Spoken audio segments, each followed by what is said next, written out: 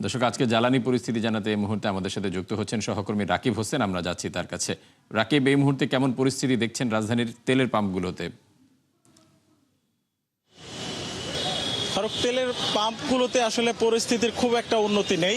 গত এক মাস ধরে আমরা যে পরিস্থিতি দর্শকদেরকে দেখাচ্ছি বা সাধারণ মানুষ যে পরিস্থিতির মধ্যে আছেন সেটি কিন্তু এখনো বলবৎ আছে। এবং এক্ষেত্রে আমরা একটা জিনিস খেয়াল করেছি যে এই যে ভোগান্তি জ্বালানি তেলের গ্রাহকদের, এই ভোগান্তির মধ্যেও একটা শ্রেণী কিন্তু এখনো অনেকটা স্বস্তিতে আছে। সেই শ্রেণীটা হচ্ছে আসলে সরকারি যেসব গাড়ি আছে জ্বালানি তেলের জন্য তাদেরকে খুব একটা ভোগান্তি পোহাতে হয় না। তাদেরকে বিশেষভাবে কিন্তু জ্বালানি তেল সরবরাহ করা হচ্ছে পাম্প থেকে, এবং সেই জ্বালানি তেল আসলে সরকারি গাড়িগুলো কিভাবে ব্যবহার করছে, ব্যক্তিগত কাজে ব্যবহার করছে নাকি সরকারি কাজেই ব্যবহার করছে সেটা নিয়ে প্রশ্ন রয়েছে। এর বাইরে কিন্তু জ্বালানি তেলের যে গ্রাহকরা আছেন বেসরকারি, তারা কিন্তু ভোগান্তি স্বীকার করেই তাদেরকে জ্বালানি তেল সংগ্রহ করতে হচ্ছে।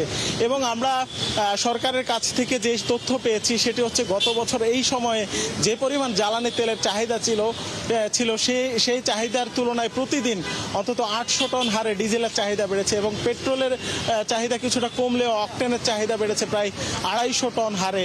তো সেই জায়গা থেকে কিন্তু বলা যাচ্ছে যে আসলে পাম্পগুলোতে যে ক্রাইসিস সেটা আসলে সাপ্লাইয়ের জায়গা থেকে না, যেহেতু সরকার বলছে সাপ্লাই বাড়তি দেওয়া আছে, কিন্তু ডিমান্ড বেড়ে যাওয়ার কারণে আসলে এই ক্রাইসিসটা ফেস করতে হচ্ছে।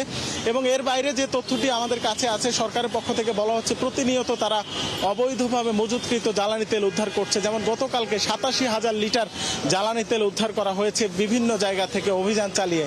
তো সেই কারণেও কিন্তু আসলে পাম্পগুলোতে গ্রাহকদের এই ভোগান্তি স্বীকার করতে হচ্ছে। তো সরকারের পক্ষ থেকে যেমন বলা হচ্ছে একদিকে তারা বিকল্প উৎস থেকে আমদানি করছে, যেমন মার্কিন ছাড়পত্র পাওয়ার পর তারা আগামী 2 মাসে 6 লাখ টন ডিজেল রাশিয়া থেকে আমদানির একটা উদ্যোগ নিয়েছে। এর বাইরে ভারত থেকে ডিজেল আসছে, চীন থেকে আমদানির চেষ্টা চলছে, এবং যুক্তরাষ্ট্র থেকেও জ্বালানি তেল আমদানির একটা আলোচনা চলমান রয়েছে আমরা যতদূর জানি। সব মিলিয়ে বলা যাচ্ছে যে আসলে জ্বালানি তেলের যে সংকট আমরা এই পাম্পগুলোতে দেখতে পাচ্ছি, অথবা একটু আগে আপনি রিপোর্টের মাধ্যমে দেখাচ্ছিলেন যে আসলে জ্বালানি তেলের সংকটের প্রভাব কিন্তু আমাদের কৃষি উৎপাদনেও পড়ছে, এবং শিল্প উৎপাদনের ক্ষেত্রেও এটার প্রভাব ইতিমধ্যে পড়ে গেছে। তো সেই জায়গা থেকে আসলে সরকার একদিকে জ্বালানি তেলের চাহিদা যেমন মেটাতে হচ্ছে, তেমনি কিন্তু এই যে এই প্রভাবটা মোকাবেলা করার জন্য সরকারকে পদক্ষেপ নিতে হচ্ছে।